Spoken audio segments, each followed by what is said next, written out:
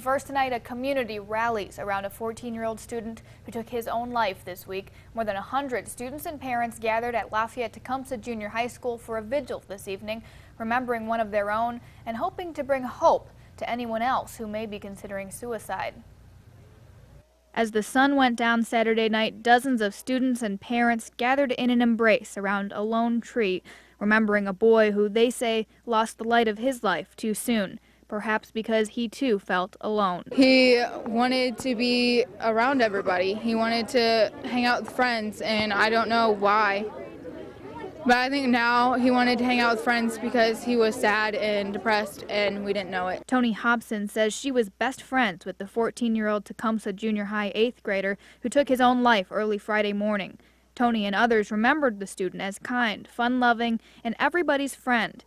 Even those who didn't know him well knew of his kindness. In fact, the vigil was organized by a fellow 8th grader who had only spoken to him a few times. He was just a fun guy to hang out with, and he was really nice. And when I talked to him, I thought he was just, the most nicest guy ever.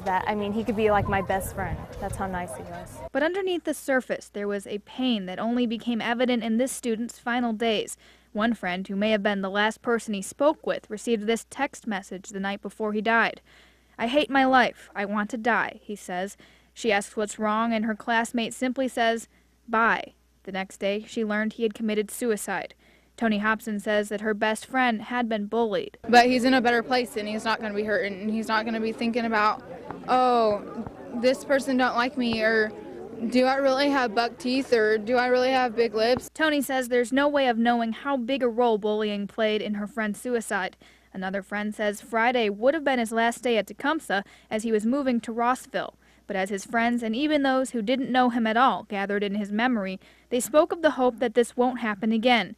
They urged anyone in the same frame of mind to simply speak up and ask for help. Talk to your parents. Your parents are there for you, and we've got school, we've got counselors. That's why we've got them. Go and talk to a teacher or a best friend that you can trust. If he would have told me, then I would have said something. I would have called his mom. I would have done something to help him as best as I could.